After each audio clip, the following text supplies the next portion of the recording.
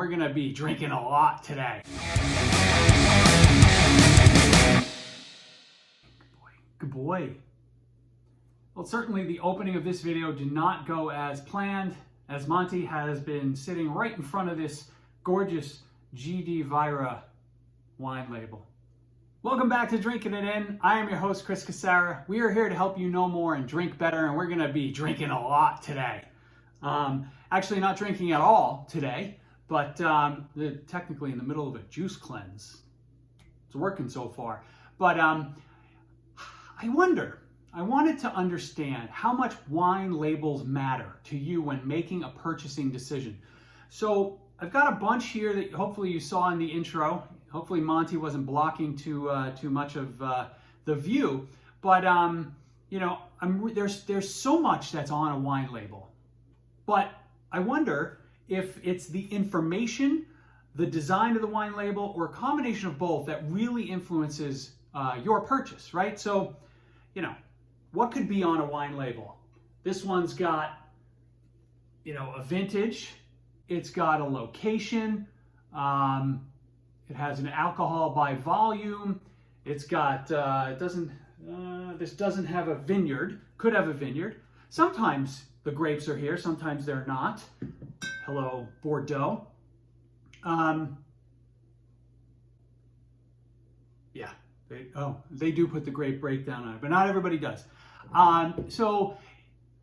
But you know what? If you saw this Petite Sirah on the shelf, what would make you buy it? Is it all the stuff on the back? Or is it this creepy, you know, foggy label with the great top? I don't know. You know, I think sometimes for me, right, I may overlook a bottle of wine just because of a dull label. Regardless of what juice may be in the bottle and how good it could be.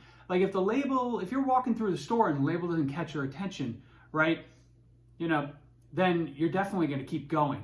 I think design matters, but you know, how much? Let's look at a few examples, maybe what they say about the wine in the bottle, and you know, see if that's something.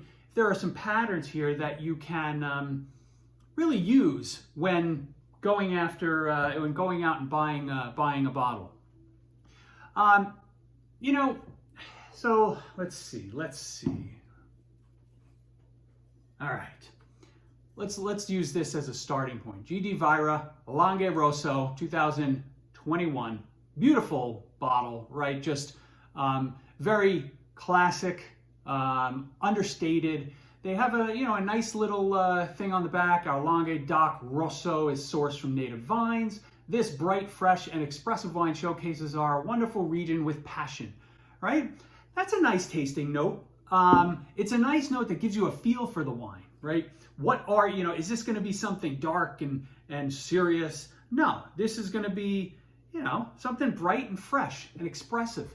I think tasting notes like this go a long way. But you know what? If the front of the bottle didn't look like this, would I have even gotten to the back of the tasting note if I didn't have a great knowledge of what could be in a Langhe Rosso?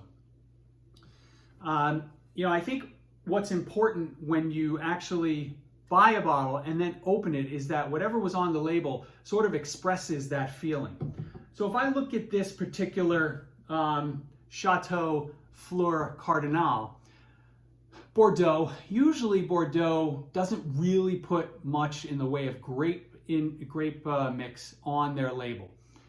Sometimes it's even hard to find, you know, on the internet. This guy is 75% Merlot, 20% Cabernet Franc, and 5% Cabernet Sauvignon. So thank you to the good people of Fleur Cardinal. But if you were looking at this, if you saw this bottle on a shelf, you wouldn't, other than thinking, right, this evokes a classic, you know, somewhat buttoned up, formal bottle of wine that you're going to want to serve on a special occasion. To me, this is what it says. And I think when you do open up this bottle, these guys are one of my favorite Bordeaux producers. You get that, right? So if you're going for that feeling, right? That formal feeling of, hey, I'm going to have a proper dinner party, or I want to impress somebody, like I might go that route. How about this guy? Raisons Gorée. This is a Vin de France. Red wine, 2022. Emmanuel Lapierre. So this is a red wine. And it tells you nothing else. Now, this wine label could get you to buy it right off the bat because it's fun, right? This, to me, seems like it will be a fun wine that doesn't take itself too seriously. Now, hopefully when I open this, that is the case. And we've had this one before in a restaurant, so we know that will be the case. But you know, if you see this wine, you buy it, you're like, hey, this is a light, happy wine. I don't even need to serve food with it, right? I'm just gonna drink it on Wednesday night because I want to. And then you open it up and it's really dark and brooding and needs time in a decanter and stuff like that. You're gonna be like, okay, that did not evoke what I expected on the label. We're gonna go through a few more. This guy, 2018 Fast Machine Proprietary Red from Tank Winery. I don't care. Now, if I see this bottle on the shelf, buying it. No questions asked. Don't even care what's in this bottle, just because this was the one. The label's so cool. But anything that Tank Winery's done that I've had so far has been incredible. And this is like a blend of Italian grapes, Barbera, Sangiovese, and Primitivo from California. Like, what in the hell are they even doing? Really good stuff. Haven't seen another bottle of that, but need to grab one. Let's talk about this one from Spain, this Matsu. Yeah, Matsu. So what these guys do is they put pictures of the farmers, that are part of their process, right? Some of the farmers, some of the vineyard workers, they put them on the labels. This isn't like Michael Shannon, the actor, it's not James Taylor, right? If you look at him quickly with that hat, you're like, oh, maybe it's James Taylor. No, this is one of the farmers. This is from the region of Toro in Spain. And now when I see this label, what am I expecting immediately? I don't know what the grapes are in here, but I'm guessing this is going to be casual and rustic. I'm not thinking that they're putting a farmer on the label of a wine that needs to be aged and should be treated with an incredible amount of reverence, although all wines should be treated with reverence, let's be honest. So, and this one delivered, right? It's a little, the wines from Toro in Spain can be big and fruity, but that definitely had a rusticity to it. So, there's a little dirt in there. So, it delivered. I think the last one I wanted to focus on is this guy, which has a little bit of both, right? So this is a classic producer. It's a Rosso di Montalcino, classic, area, DOC. And this has, it's got an eye-catching label, right? So now if I saw this on the shelf, right, this label made me stop, right?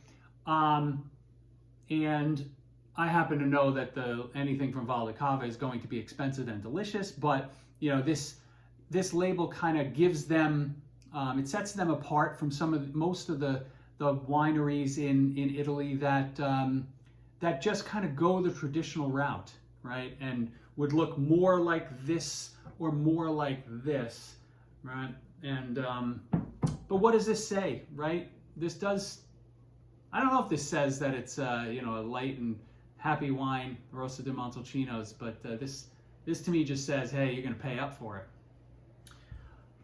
Let me know how much credence you give a wine label as part of your purchase. I'm really curious about what drives your buying decisions, and because I think we need to have more discussions on this topic in today's market, right? Because the wine drinkers of today are not immediately going and saying, I want that, right? They're kind of going like, that looks fun. Let me pick that up.